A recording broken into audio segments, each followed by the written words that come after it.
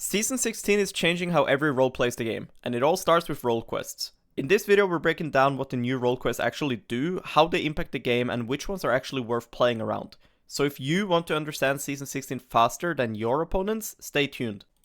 Before we get into what the quest actually does and strategies around it, let's talk about how to actually get it stacked. You need 1.2k to get your top lane quest stacked.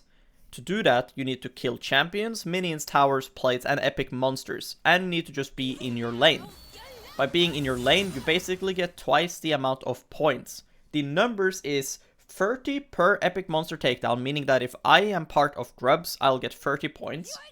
I'll get 20 per turret plate, which is again doubled for top lane. 25 per turret takedown, which is again doubled if I get it in top lane, so 50. And I get plus 15 per champion takedown, which is not gonna double in top lane. So getting a solo kill does not give me more points than killing someone on a mid lane roam as a top laner. For top lane, a big strategy now will be that because you now have better home guards in the new season, because your ignite or barrier or whatever gets turned into teleport when you get the quest completed, and on top of this you get bonus XP being a top laner, and lane swaps is nerfed and basically removed from the game, and on top of this, junglers clear slower, meaning you're gonna get ganked less. Ranged top laners are back, baby. This means a Teemo that now has Ignite, if he gets his quest completed, he now has a free teleport. This has 7-minute cooldown, but it's really nice to have teleport on top of the fact that you have Ignite. Other things can be Quinn versus Renekton having Cleanse, Vayne playing Barrier or Ghost, Varus top lane, even playing some bruisers like Darius with Ghost Flash is also buffed.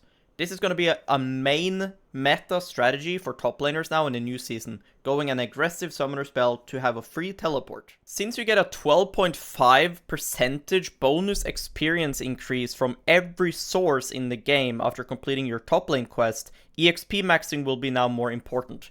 The base XP of a melee minion is 61.75, but if you take a look now, after the quest being completed, it's now 70 per melee. So farming waves and trying to side lane more and absorbing Krugs and these type of things will be way more of a strategy in the next season. Another strategy for top lane will be that once your quest is completed, if you select a teleport in champion select, your teleport is now enhanced. You get a max health shield when you use your TP. The moment you land on the enemy, you'll have a fat shield based on your health. So playing something like Renekton, who's in his ulti, Sion, Cho'Gath, anything that builds health or has a lot of health in their kit can do crazy TPs like this. I press my ulti, I TP in, look the shield. That's a Sterak shield on top of my existing health. Now I have Fury and I can just play so aggressive. This opens up for way more aggressive teleport windows and new angles to play teamfights. In mid lane, to get the quest stacked, you need 1,350 points, which is 150 more than in top lane. But you have a bonus feature, which is that ranged champions gain 1.5% of damage dealt to champions as quest progress, and melee champions gain 3% of damage dealt to champions as quest progress. Outside of that, mid lane also gets double the points through killing creeps in their own lane, which also top lane does as well. You get 30 per epic monster takedown, you get 25 per turret takedown, which is 50 in mid lane, 20 per turret plate, 40 in mid lane, 25 per champion takedown, globally, it doesn't matter if it's mid or bot or anywhere, and you get 1 point per 3 seconds passively, but that's increased to 8 points per 5 seconds if you're around mid lane. Here I can show you the quest points by doing some damage. Let's say I now just do like a basic combo on this guy. You will see I get an extra bit of points there. Now, again, 1.5% of damage dealt to champions as quest progress as a range champ. This is not going to give you much points, but it's a nice little bonus. So if you are trading a lot, that is going to give you a bit of points as well. So the mid lane quest reward is the strongest one on average in my opinion. The top lane and the ADC one with the gold and the XP, that's very good for late game, and it will probably feel the strongest in some games, but an average league game, the mid lane quest will be the strongest one. Here's what you get. You get your boost upgraded to tier 3, the same boost we've had in season 15 in Feats of Strength. But the thing is, only the mid laners will have this. meaning that when you, as let's say a Yone, is dueling enemy Irelia top lane, you will have this at 14-15 minutes, and they will not have anything of value because their quest hasn't scaled yet. So mid lane is really powerful immediately, whereas top and ADC is gonna take some more time to scale. There's a lot of strategies using this boots upgrade as well, which we will get into later in this video. The second thing you get is the Baron quest recall as well. Basically, your recall goes from 8 seconds channel to 4 seconds. This, however, is on a 5-minute cooldown, reducing by 1 minute per champion takedown. So if I get a double kill as soon as I use my recall, then it goes from 5-minute cooldown to 3-minute cooldown. So a big strategy for the next season will be how you approach your boots. Since both mids will always have upgraded boots, it'll be a big strategy to judge, based on the draft, which boots do I want upgraded. So in a game where they have heavy dive, let's say something like Malphite, let's say something like Jarvan, CDR boots upgrade will be even better. 20 summoner spell haste and 10 summoner spell haste. So getting 10 for free just by queuing mid lane is so great and will feel really rewarding in the next season. Another example of this is when enemies playing champions like Annie, Veigar, Syndra, like heavy burst APCC champions, take a look at upgraded mercs. I go from having 20 MR to now 30, and I go from having no magic shield to now 200 to 250 based on your health. This is going to be very important to have the correct approach towards, and will be a big strategy moving into the next season. Another strategy should be about when do you actually buy tier 2 boots in lane. If your champion snowballs a lot, or in the game you got a lot of extra quest points because you killed a bunch of champions or you got their tower, you can just buy items because you're going to get the upgrade anyways on the boots in time. Or if your champion really wants a powerful item like Gunblade Akali, Malignance Annie, or Azir with Nashor's Tooth. But if you're playing something slow scaling like Kayle, it can be much better to prioritize tier 2 boots early, because quest is gonna stack very slowly on a champion like Kayle, because you don't get any kills in lane, you don't really get enemy mid tower, so your points just comes from farming and game time, meaning that you can get swiftness boost upgrade often before you even have your item completed. So on Kayle you want tier 2 boots. Other examples would be things like Galio with Mercs Rush. Other examples could be Victor versus a Syndra rushing Mercs. This way you can have Mercs upgrade before you have Torch, for example. Another strategy will be how you go about going into Fog of War. A popular strategy for mid laners is they push and they go into Fog inside of this bush. But I think that in the new season, you just pink ward this bush and you stand exactly here. This way you're still in Fog most of the time. You can even go and click here. Pay attention to my quest. You see it still goes up quite fast just with game time. But if I now start touching this water, it now goes down very slowly, right? 97, 98, 99. So instead of fogging inside of the bush, you now just fog like this. You will still get fast quest points, but you'll still be in Fog most of the time. Obviously, if there's a wave in the middle, you cannot do this strategy. So for bot lane, you need the same amount of points to complete your quest like mid lane does. 1,350, 150 more points than top lane. But ADC has a massive advantage in which that you get 3 points per last hit in your lane, whereas mid lane only gets 2 points, and same for top lane. Both top lane and mid lane only gets 2 points per last hit, whereas ADC you get 3 points. Look at my points right now. Once I get this last hit, you'll see it go up by 3. I got 2 there, so that's 6, plus I get points from just being in my lane. Now, you get also double points for getting plates in your lane and towers in your own lane. So you get double the amount of points for last hits in your lane, plates, and towers. You do not get double the amount of points through kills in your lane, and ADC gets a little bit less points than mid lane and top lane does through getting kills in lane, which makes sense since it's a duo lane. So now I'm 50 points off getting my bot lane reward. The reward is that I get a free item slot. My boots will now move into the V slot to the right of my item slots here, and I'll get permanently 2 extra gold per last hit. So instead of getting 20 gold through each melee, I will now get 22 per melee. I will, on top of this, the moment you complete the bot lane quest, also get a kill worth of gold, 300. So basically bot lane will get a good influx of gold, around 500 total over time with the immediate 300, and through getting bonus gold through kills, assists, and creeps. So one strategy you can do now as an AD carry is to pay attention to your quest number and then decide when you want to base.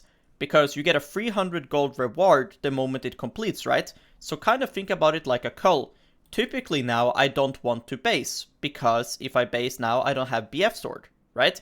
But if I understand that, oh, my quest is about to tick, I can now set up for a recall couple waves earlier than before, because if my quest now ticks, like this, I get given 300 gold, and now I do have my BF sword buy. I pulled up my paint skills here to make this amazing presentation about another strategy for the bot lane quest.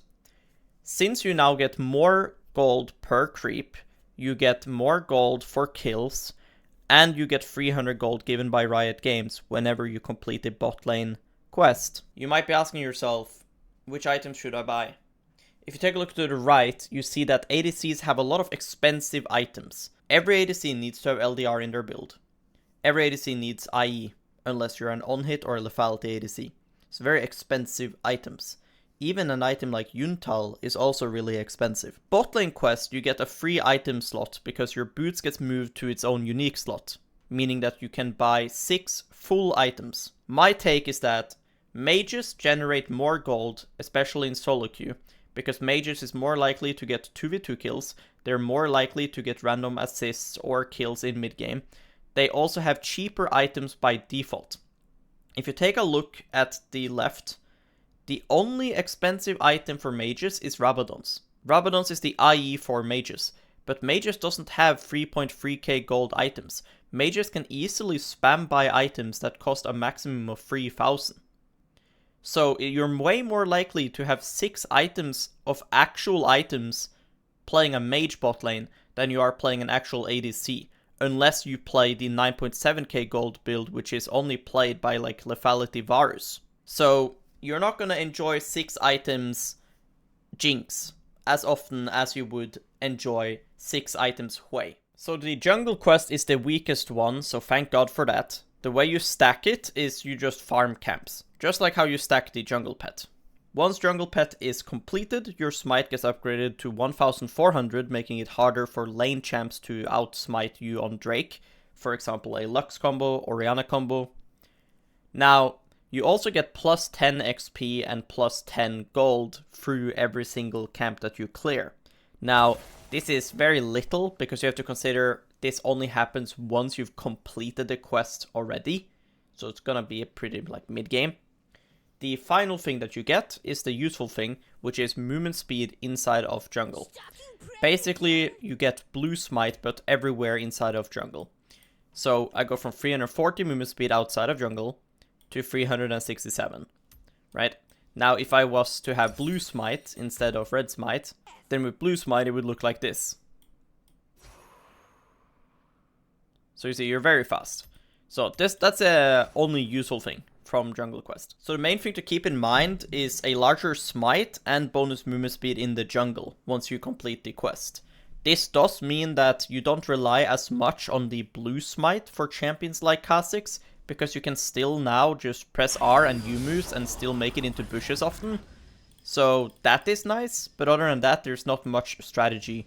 Now, blue smite is still in the game and it'll still feel fine, but it will not feel as OP as before, because they did also nerf it.